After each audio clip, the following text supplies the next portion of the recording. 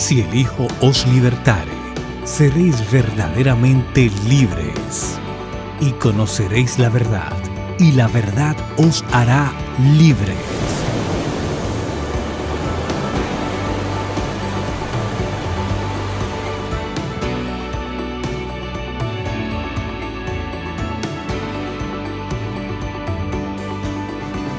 Así inicia el programa que bendecirá su vida y su familia.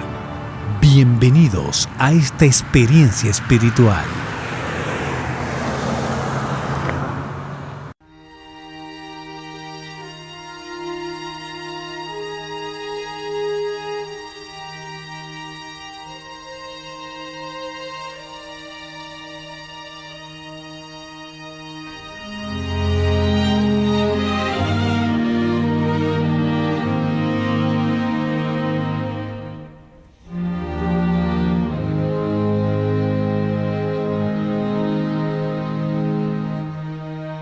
Solamente son unos pasos, todavía aguantando mi brazo, y siento aún que ya muy pronto miraré a mi lado y tú no vas a estar. Desde que te vi aquel momento, sueño con los ojos abiertos, y yo te quiero ser sincero. Mi mayor anhelo es nunca despertar.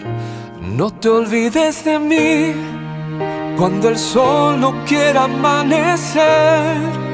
Mi deseo es solo ser aquel que pone una sonrisa en aquella cara linda.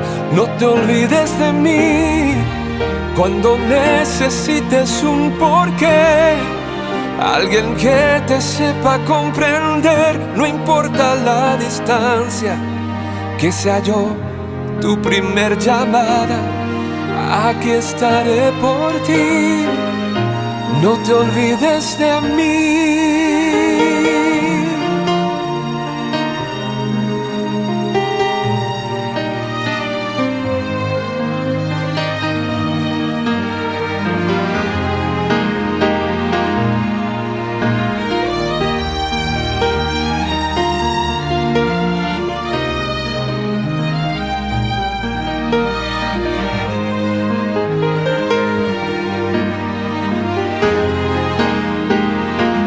No te olvides de mí cuando el sol no quiera amanecer.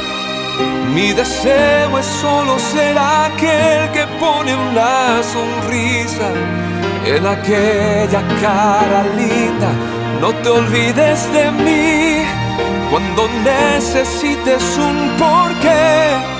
Alguien que te sepa comprender, no importa la distancia, que sea yo tu primer llamada. Aquí estaré por ti, no te olvides de mí. No.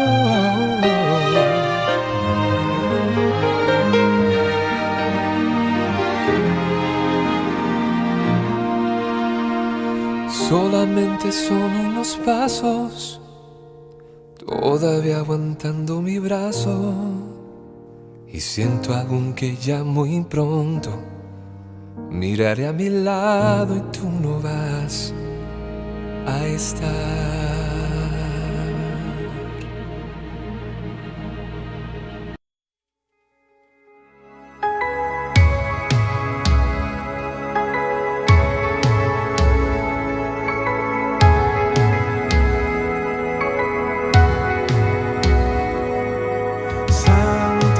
Espíritu, ven, lléname con tu presencia.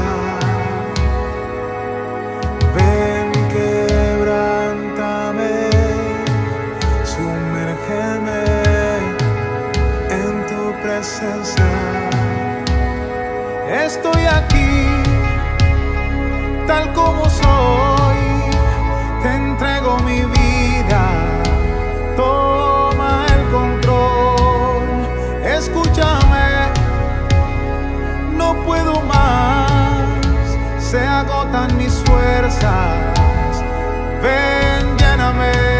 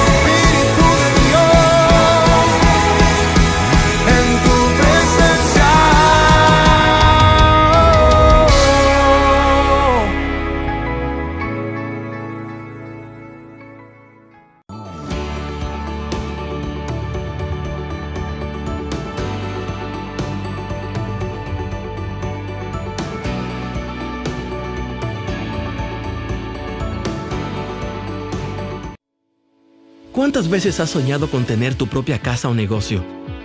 ¿Ver a tus hijos graduarse o simplemente acomodarte y mejorar tu calidad de vida?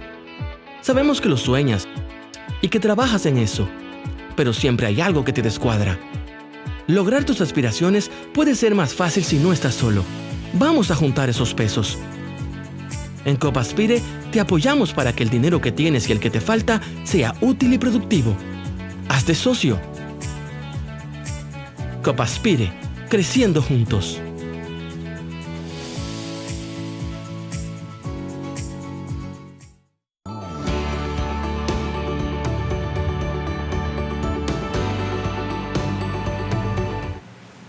Buenos días, estamos de regreso un viernes más en Conoceréis la Verdad desde la perspectiva de la educación, tratando de llevarles a ustedes nuestras ideas de cómo la educación transforma la sociedad y de manera muy particular de cómo la educación cristiana hace un ciudadano más responsable y comprometido con el bienestar colectivo. Como de costumbre, el arquitecto Luis Sena.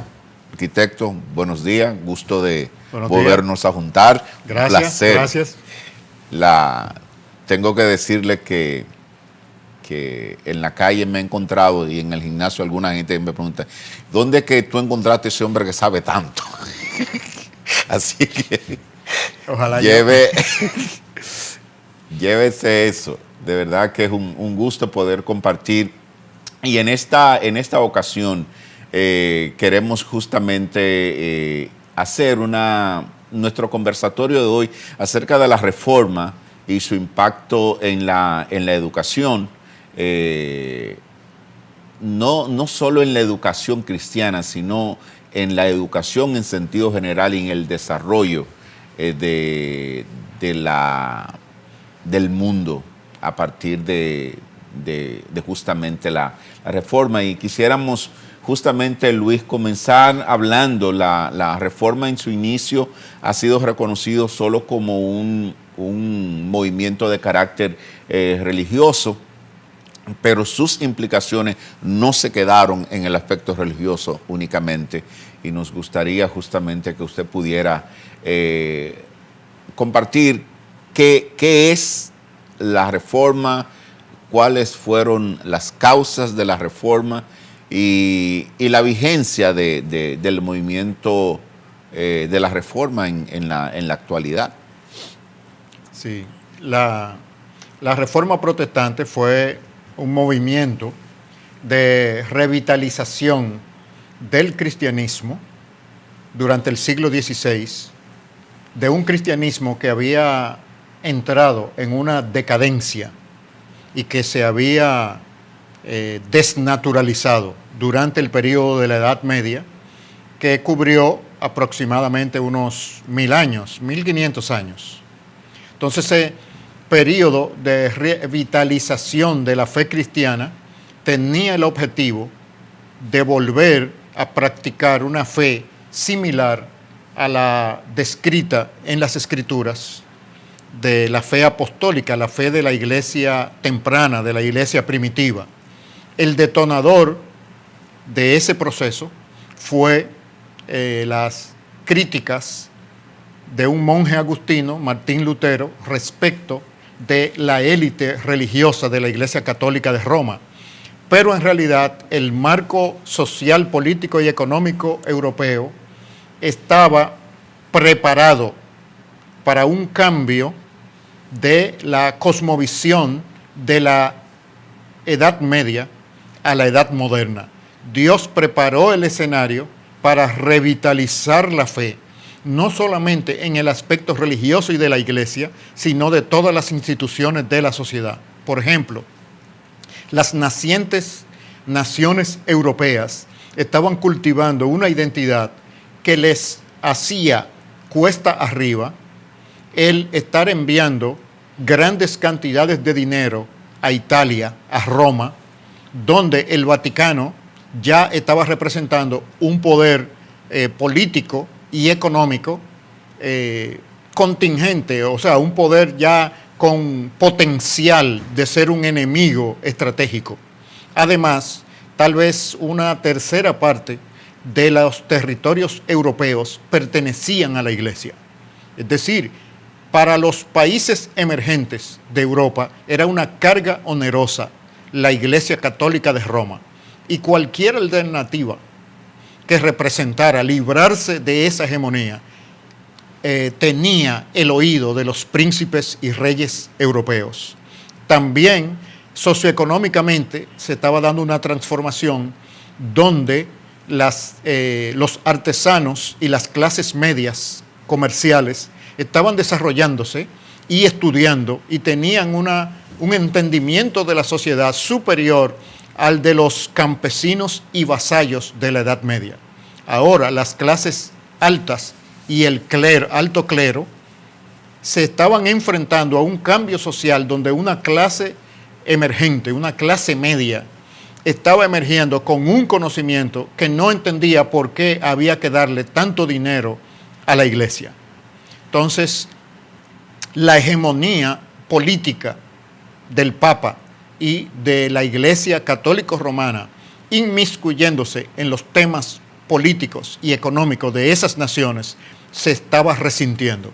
Además, la decadencia en la piedad de los ministros de la iglesia, tanto del alto clero como del bajo clero y de los párrocos. Muchos párrocos no atendían su parroquia, tenían familias, es decir, estaban entrando en relaciones maritales con los fieles de la parroquia, etc. Es decir, había una decadencia tanto en la espiritualidad como en la institucionalidad de la iglesia. Eso estaba impactando la cultura y entonces el ambiente estaba preparado para un detonador, y ese detonador fue las quejas de Lutero respecto de la venta de indulgencias por parte de la iglesia para conseguir dinero para terminar la Basílica de San Pedro en Roma. Luis, oyendo la explicación y todo el panorama previo al detonante de la reforma, introduces unos elementos que tienen que ver con el poder político y el poder económico, pero comúnmente nosotros vemos un énfasis muy particular de la reforma o de los reformados hablar de la indulgencia o de las indulgencias como el detonante principal de la reforma. Hay algo, creo que has dicho algo que tiene que ver con el detonante de la baja calidad de la espiritualidad en el alto y el bajo clero, pero en sentido general, ¿fueron las indulgencias un elemento tan fundamental como que produjo un rompimiento tan radical? No, la venta de indulgencias en Alemania, en las regiones de Lutero, fue la gota que llenó la copa.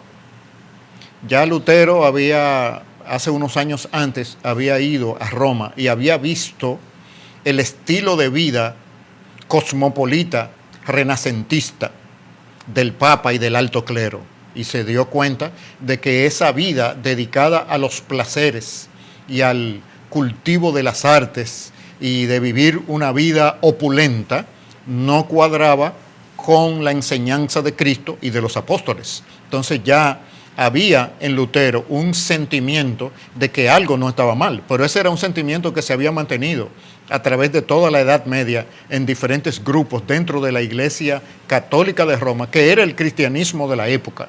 No es que había un cristianismo alternativo. El cristianismo verdadero había degenerado en ese estado de cosas. Entonces, la venta de indulgencia, es decir, comprar el perdón de pecados de personas ya difuntas para que salieran más rápido del purgatorio y fueran a la gloria, supuestamente, según la doctrina de la Iglesia Católica, llegó al extremo de que inclusive se podía comprar el perdón de pecados para pecados presentes y pecados futuros. Es decir, que una persona podía comprarle a la iglesia un certificado de perdón por los pecados que iba a cometer. Entonces, obviamente, a la luz de la enseñanza de las Escrituras, eso no era más que un negocio para conseguir dinero y utilizar la religión como fuente de enriquecimiento. Entonces, obviamente, tratados entre el Papa y el alto clero y los príncipes, sobre todo el príncipe dominante, el arzobispo principal de esa región de Alemania, que hizo un trato para que se le vendiera una posición eclesiástica suprema, la posición eclesiástica suprema en Alemania, a cambio de permitir que el Vaticano vendiera esos perdones de pecado. Entonces el lema era: la moneda en el cofre saltando, sonando, y el alma en el purgatorio saltando. Ya. Eso era. Entonces la gente estaba afligida pensando que su papá y su mamá tenían que pasar 50, 100 años en el purgatorio sufriendo, cuando por unas cuantas monedas podían librarle de ese sufrimiento y llevarlos a la gloria. O sea que la iglesia cristiana de Roma diseñó un sistema para sacarle dinero a la gente, y muchos entendidos en las Escrituras habían reaccionado a eso durante varios siglos, pero habían sido suprimidos. La diferencia con Lutero y los reformadores es que esta vez Dios permitió que prosperara la vuelta a las Escrituras y a través de un proceso personal con Lutero, utilizarlo como un instrumento para el cambio que Dios quería traer a su iglesia, porque la degeneración en que había caído el cristianismo era inoperante y destructivo para la sociedad. Tenía a la sociedad europea estancada. Ahora, Luis, oyendo esa parte, a mí me luce entonces que la reforma produjo un cambio en la doctrina, pero no necesariamente en la práctica. Y cuando digo esto, me refiero a que hoy nosotros podemos ver práctica, tanto en la Iglesia Católica como en la Iglesia Protestante, muy parecida en términos de el afán de lucro, el afán de acumulación de riqueza, de ostentación de riqueza. Vemos muchas iglesias protestantes que son mega iglesias, son realmente corporaciones que nada tienen que envidiarle a la estructura jerárquica y poderosa con que la Iglesia Católica se muestra en muchos de nuestros países. ¿Está pendiente la reforma de la práctica? Sí, al igual que pasó con el cristianismo medieval, que se fue desnaturalizando del cristianismo bíblico, el cristianismo protestante, producto de la reforma, se ha ido desnaturalizando y estamos en el momento de una nueva reforma. Pero ahora, la iglesia que hay que reformar es a la iglesia evangélica. La iglesia evangélica, como tú dices, ha adquirido ciertas características muy similares a la iglesia católico-romana del período medieval. Especialmente como indicador podemos ver que el calibre, el carácter personal de los miembros de las iglesias evangélicas en el período contemporáneo, tanto en Norteamérica como en nuestros países latinoamericanos, no llena los estándares del carácter y las virtudes que las Escrituras reclaman para un discípulo de Jesucristo. Es decir, el producto que la iglesia evangélica está entregando a la sociedad no tiene la calidad que la Biblia requiere. Eso quiere decir que la iglesia no está haciendo bien su trabajo de discipulado, de evangelismo y discipulado de las naciones. Por lo tanto, se requiere una reingeniería, se requiere una reforma de la iglesia evangélica protestante en el momento actual. Cuando hablamos, Luis, de la crisis institucional de la iglesia que produce finalmente la reforma, hemos visto la parte que tiene que ver con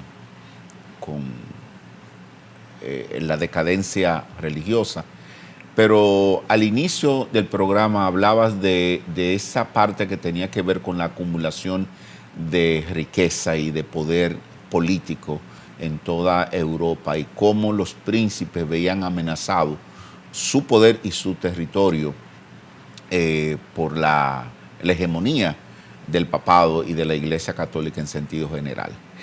Hoy nosotros no vemos una iglesia territorialmente poderosa, pero vemos una iglesia políticamente poderosa, influenciando en los estados, influenciando en los líderes a nivel del mundo, y todavía la Iglesia Católica, a tantos años después de la Reforma, conserva, a mi entender, un poder político que no se avisora en el futuro inmediato que lo pueda perder. A eso le sumo parte de la reflexión que haces de que lo que conocíamos hasta la Reforma era el cristianismo, que había degenerado, pero era el cristianismo. Es como si dijéramos, todo lo que era el cristianismo había venido desde el siglo I hasta el siglo XVI siendo un solo espacio de convivencia. A partir del siglo XVI se da la ruptura, pero es como si dijéramos, nuestra herencia está ahí, justamente. A donde quiero llegar es, Luis, a la parte de por qué, si Dios permitió la ruptura, todavía nosotros tenemos en paralela las dos iglesias caminando supuestamente en una misma dirección, como dice la gente en la calle. Todos los caminos conducen a Roma, es decir, todos los caminos conducen a Dios. Tenemos a dos iglesias caminando, cometiendo errores muy parecidos ambos. ¿Hasta cuándo vamos a ver ese declive del mismo cristianismo reformado que ha comenzado a dar señales de acomodación al mundo, y una iglesia católica que todavía permanece con muchísimo poder, de manera muy particular en países como los nuestros? Sí, para ello hay que entender cómo llegamos hasta aquí. El periodo de la Reforma trajo un cambio importante, tanto en la iglesia como en toda la cultura de los países de Europa del Norte, y que se reflejó en Norteamérica. Ahora bien, ya para el siglo XVIII, sobre todo en la segunda mitad, surgen una serie de movimientos racionalistas identificados como la Ilustración, que comienzan a retar la veracidad de la palabra de Dios y comienzan a surgir críticas profundas a la veracidad de las Escrituras, que producen reacciones dentro de las iglesias protestantes.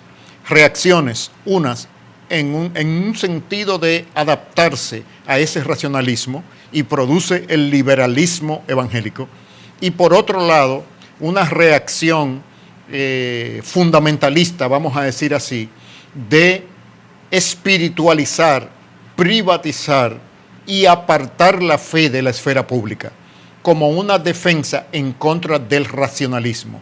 Esto es la idea de que si tú razonas la fe, es porque Dios no te ha dado fe. Simplemente cree y no pienses. Entonces, esa división en el cristianismo protestante entre los que utilizaban la razón para apartarse de las doctrinas ortodoxas de la fe y los que privatizaron la fe subjetivizándola, es lo que ha llegado hasta nosotros. El evangelio que llegó a través del movimiento misionero a nuestras tierras en Latinoamérica, sobre todo en la segunda parte del siglo XIX, ya estaba contaminado por esa pugna y por esa reacción. El evangelio que llegó donde nosotros fue el evangelio que reaccionó negativamente en contra de ese asalto del racionalismo de la Ilustración, y en vez de presentar batalla y demostrar que la fe bíblica es racional y superior en cada esfera de la cultura humana, se retrajo y se convirtió prácticamente en una visión religiosa del cristianismo. Entonces, por eso comenzó a parecerse tanto a la Iglesia Católica Romana de la Edad Media. En Latinoamérica, culturalmente, la Iglesia Evangélica encuentra una plataforma cultural hegemónica basada en el dominio de élite, y lo que hace es que se monta en esa plataforma, y los líderes de las iglesias y los pastores comienzan a operar similares a los obispos, cardenales y párrocos de la Iglesia Católica. Es decir, un protestantismo montado sobre una plataforma cultural católico-romana proveniente de la Europa medieval.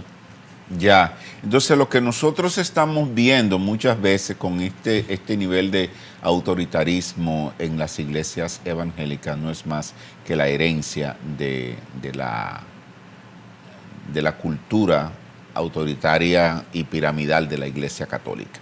Pero los principios de la doctrina de Martín Lutero son prácticamente contraria a todo lo que se venía dando, porque si bien es cierto que tú podías comprar una indulgencia por los pecados pasados y aún por los futuros, Martín Lutero comienza a hacer saber que la salvación es solo por la fe en el Señor Jesucristo.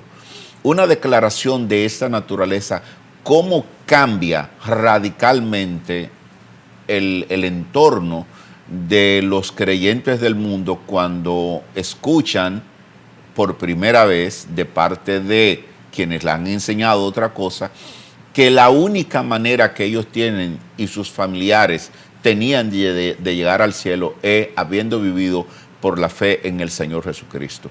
¿Cómo cambia esto el panorama?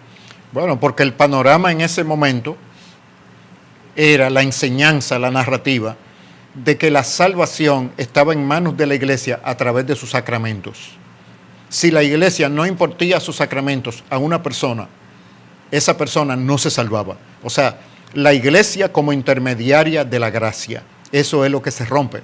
Ahora el individuo puede llegar directamente a Dios a través de Jesucristo por medio del Espíritu Santo y la palabra de Dios. Eso es un cambio de paradigma completamente, porque quita a la iglesia institucional con el poder político y económico de tener la hegemonía sobre la gente, porque la iglesia católico-romana utilizaba sus doctrinas de intermediación de la gracia como una manera de coaccionar políticamente y económicamente a la población. Es decir, si el rey de una nación europea estaba en conflicto con el Papa podía dictar lo que se llamaba un interdicto. Es decir, por 30 días no se va a dar misa en ese país y ni nadie se va a salvar. La iglesia no va a salvar a nadie en esa nación. Entonces, ¿qué quiere decir eso? Todos se van a ir al infierno por causa del rey. Entonces, ¿qué hacía la población? Obligaba al rey, mira rey, o tú te pones de acuerdo con la iglesia, pero nosotros no nos vamos a ir al infierno por ti. Así que mira a ver si tú resuelves o nosotros vamos a acabar contigo. Sí.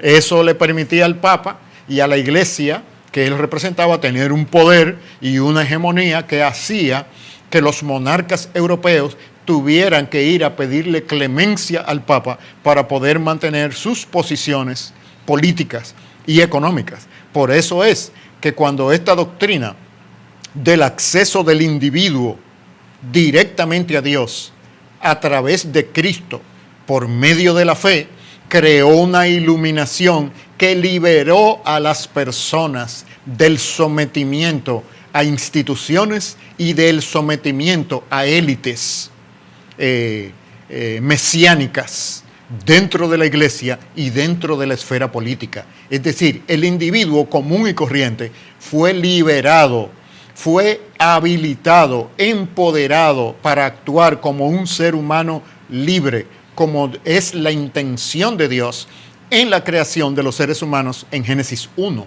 Entonces podemos decir que el activo principal que produjo esa revisión doctrinal, volviendo a la Escritura, de la justificación por medio de la fe, fueron personas salvas, personas libres, capaces ahora de cumplir los propósitos de Dios sin la sumisión a otros humanos que tienen intereses políticos y económicos contrarios al bienestar de ellos. Es decir, Luis, eso nos pudiera a nosotros llevar a la reflexión en el día de hoy, que cuando tú encuentras a la Iglesia Católica y a un sector inclusive de la Iglesia Evangélica haciendo presión en la línea de no votamos por ti si tú no te alineas con esta posición, se parece un poco a ese de los interdictos del Papa. Más o menos, porque es que la iglesia protestante en Latinoamérica, debido a que el evangelio que nos llegó ya estaba diluido por esa pugna histórica que acabamos de decir, la iglesia evangélica aprendió de la iglesia católica cómo ser hegemónica. Y eso lo vemos porque la iglesia evangélica no ha producido el tipo de discípulo de Cristo que la Escritura enseña, sino que ha producido un discípulo de Cristo que en sus relaciones culturales y sociales es muy similar al producido por la Iglesia Católica. O sea, las dos factorías, vamos a usar esa ilustración, sí, están produciendo un artículo humano muy similar. Es decir, el efecto de libertad, de conciencia y por lo tanto de iniciativa y de individualidad que la Biblia debe producir a través de la Iglesia evangélica no se está produciendo. Los evangélicos no son así en el mercado, no son así en la sociedad, son igual que sus vecinos católicos, con cierta diferencia, pero una diferencia no significativa. Es decir, en la calle, por el comportamiento y por su ética, tú no puedes diferenciar inmediatamente un evangélico de un católico. Él tiene que decirte que es evangélico, no por su sentido de justicia, de verdad y de belleza, sino que tiene que articularlo. ¿Por qué? Porque su comportamiento es igual que el de un católico nominal y a veces inferior al de un católico practicante. Por supuesto, dentro de la Iglesia evangélica existe una minoría, un grupo muy fiel, pero el patrón, el paradigma es que la Iglesia evangélica en los países latinoamericanos no ha discipulado a los países latinoamericanos. Y esa es la razón de ser de la Iglesia. Esa es la gran comisión, discipular las naciones. Una iglesia que no funciona discipulando las naciones es una iglesia que no funciona. Si fuera en el ambiente industrial y comercial, una compañía que produce producto y servicio que no se vende, quiebra, desaparece. Quiebra. No desaparece por la hegemonía que tiene sobre las personas.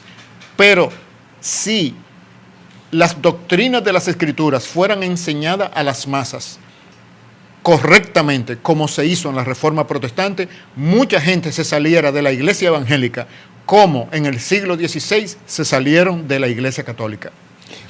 Luis, uno de los principios de Lutero, en su prácticamente resumida en sus 95 tesis, estaba la interpretación de la Biblia sin la necesidad de predicadores, sacerdotes u otros intermediarios. Eso, de una u otra manera, lo has venido explicando, tanto hoy como en otros tiempos, pero hoy de manera muy particular, ha hecho énfasis en que la Iglesia se constituye a sí misma como la intermediaria entre Dios y los hombres, y en el caso de la Iglesia Católica, la administración de los sacramentos daba la oportunidad de salvación. Pero en la Iglesia se ha sobrevalorado mucho el ministerio de la predicación y de los predicadores sobre otros ministerios de la Iglesia, llegando casi a darse por sentado que los pastores y los curas son fundamentales, o más bien casi indispensables para la salvación de la gente. En el nacimiento, en lo de adentro de la Reforma y los principios esbozados por Martín Lutero, realmente la interpretación de la Biblia sin la necesidad de pastores, predicadores, era una meta. Sí, porque la visión bíblica recuperada en la Reforma es que a través de los medios de gracia, las Escrituras y el Espíritu Santo, cada individuo puede tener acceso a Dios y a los misterios de las Escrituras sin la necesidad de un intermediario humano. El intermediario humano, el pastor líder de la iglesia, establecido en las Escrituras, es para equipar a los santos para la obra del ministerio. Pero ese equipamiento de los santos tiene como presuposición básica que los santos están haciendo su tarea de conocer a su Dios a través de la Biblia. Entonces, ¿qué es lo que la iglesia contemporánea evangélica hace? Sí, aplicando Efesios 4, equipar a los santos para la obra del ministerio aquí en la iglesia. No lo hagan ustedes en su casa, lo hacemos nosotros aquí.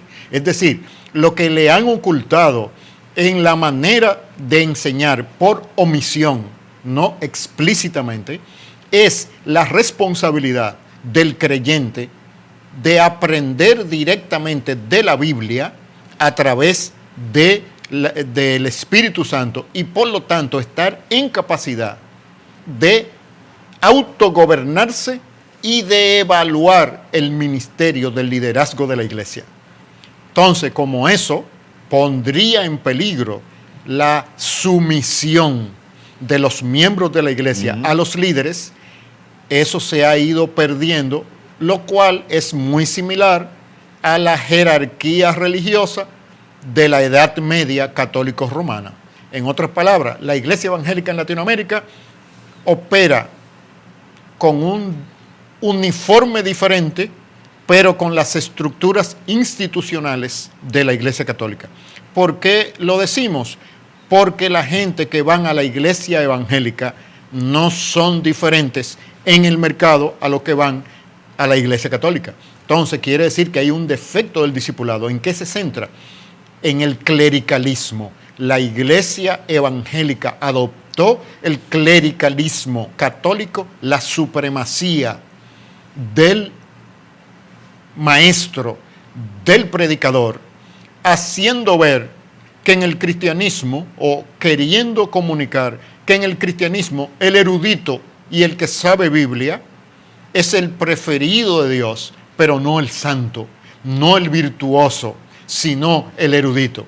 Y como para tú llegar a la erudición implica ciertos dones y ciertas capacidades y cierta preparación, eso trajo otra vez el concepto de élite preferida por Dios dentro de la comunidad de Jesucristo, que es un principio que la Iglesia Católica utilizó durante la Edad Media para ejercer hegemonía sobre la población.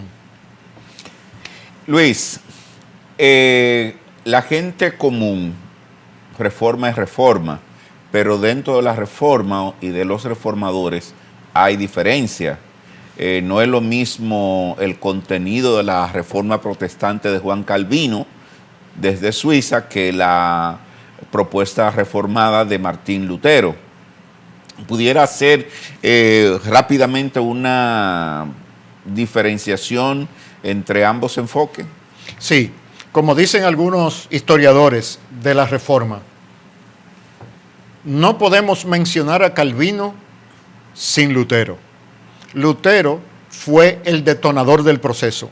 Calvino fue el que entendió y sistematizó en mayor grado de profundidad el concepto de la Reforma que Lutero inició. Debemos recordar que hay unos 34 años de diferencia entre ellos. O sea que Calvino nació unos 34 años después de Lutero. Entonces, ¿qué queremos decir? El luteranismo centró la experiencia cristiana en la experiencia de la salvación del individuo. Calvino centró su entendimiento del cristianismo en el concepto cósmico de la soberanía de Jesucristo sobre todas las esferas de la vida, sobre todo el universo. Lo que él enseña en Mateo 28, toda autoridad me ha sido dada en el cielo y en la tierra. El enfoque luterano en la Reforma fue en la experiencia de la salvación. El enfoque calvinista en la supremacía de Jesucristo sobre todas las cosas, incluyendo la salvación de los pecadores. Entonces, el enfoque calvinista es un enfoque más global y por eso tuvo un impacto más radical en la transformación de las sociedades donde fue adoptado. Por ejemplo, el luteranismo produjo una iglesia, la iglesia luterana, que al igual que la iglesia anglicana, estaba bajo el poder político, era una iglesia estatal. Sin embargo, en el calvinismo, no. En el calvinismo se enseñó que la iglesia era un ámbito de liderazgo, un ámbito de autoridad separado del poder civil y por lo tanto, tanto la iglesia como el rey debían estar sometidos a Cristo y por lo tanto sometidos a leyes que reflejaran la justicia del reino de Dios. Ese fue el principio de la práctica de la democracia y de la libertad que penetró Europa del Norte y que eventualmente se establece en Norteamérica con la fundación de los Estados Unidos. O sea, en resumen, el enfoque de Lutero del cristianismo genuino tomó un enfoque Más al depurado. individuo, a la salvación del individuo. El calvinismo tomó un enfoque más arriba y lo entiende cósmico. La soberanía de Jesucristo es cósmica. Quiere decir que Jesucristo es el gobernante del cielo y de la tierra en todos sus sistemas, incluyendo el sistema político. Es decir, todavía Lutero hace el énfasis en la salvación de los individuos como la meta, no vamos a decir única, sino más alta de Dios para la humanidad. Calvino reinterpreta y dice, no, el evangelio de Jesucristo es una propuesta de transformación social amplia que incluye la salvación. Sí, que incluye la salvación, pero no es exclusiva, sino que es de todo el universo y que por lo tanto recupera el concepto de humanidad diseñado por Dios en Génesis 1 de la transformación cultural de la creación, camino a llevarla a los resultados del reino de Dios consumado en la Nueva Jerusalén. Estamos casi llegando al final. Creo que el próximo viernes vamos a tener que seguir hablando del impacto en la educación. En la educación. Pero obviamente que la iglesia no se quedó tranquila, sino que actuó con lo que en la historia se llama la contrarreforma. La iglesia, sí, católico-romana. Exacto. Sí. Pudiéramos dedicarle estos par de minutos que nos faltan, Luis, a hablar de ese proceso de contrarreforma en el que yo siento que todavía estamos. Sí, la Iglesia Católica reaccionó a la Reforma Protestante lanzando un movimiento de la contrarreforma para proteger los territorios que ella dominaba de la influencia de este cristianismo reformado. Esos territorios nos incluían a nosotros en Latinoamérica. Entonces, Latinoamérica fue blindada de la influencia liberadora de la reforma a través de la palabra de Dios y nos mantuvo dentro de la esfera del cristianismo jerárquico y clerical del medioevo europeo. Eso quiere decir que los países latinoamericanos tenemos una cultura en general que tiene como base de fe la contrarreforma, es decir, la radicalización de los dogmas de fe del cristianismo católico romano que fueron cultivados durante la Edad Media, porque ese movimiento de la contrarreforma lo que hizo fue confirmar y darle más solidez a la doctrina del papado y ahora más fuerza a la supervisión y a la represión por parte de la Iglesia Católica Romana de todo movimiento percibido como disidente o hereje, incluyendo el desarrollo de la Inquisición. Es decir, que la contrarreforma fue todo justamente, lo enemigo. En la contrarreforma hay un retorno a la Inquisición. Bueno, hay un fortalecimiento de la Inquisición, un fortalecimiento de la hegemonía del papado, es decir, reforzando todo lo que degeneró el cristianismo durante la Edad Media. La contrarreforma lo ratificó y es el tipo de cristianismo que forma la base cultural de los países latinoamericanos.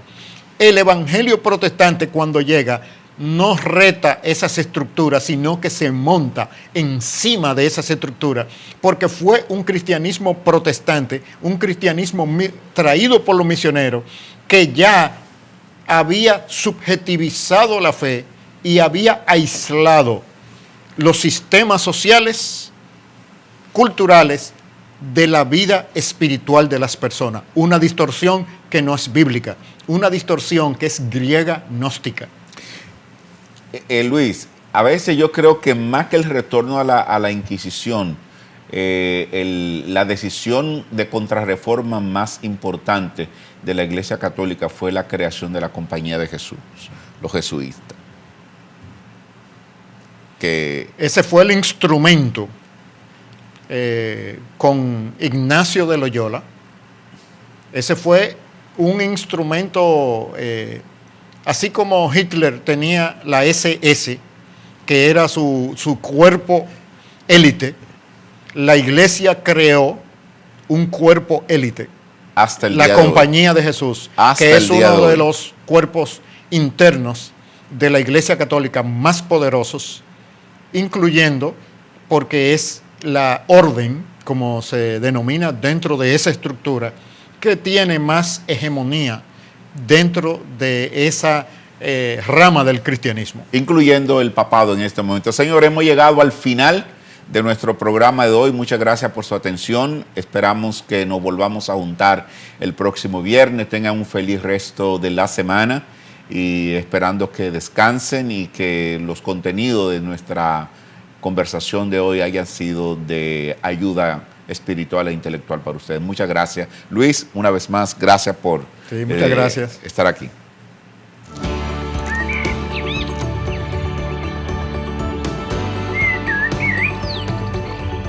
Hemos llegado al final del programa y conoceréis la verdad. Que su vida haya sido bendecida en este día.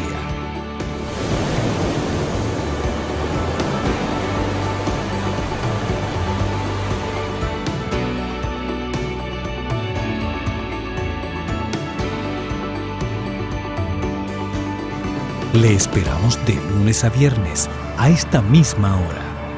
Invocamos la presencia de Dios sobre su vida y familia.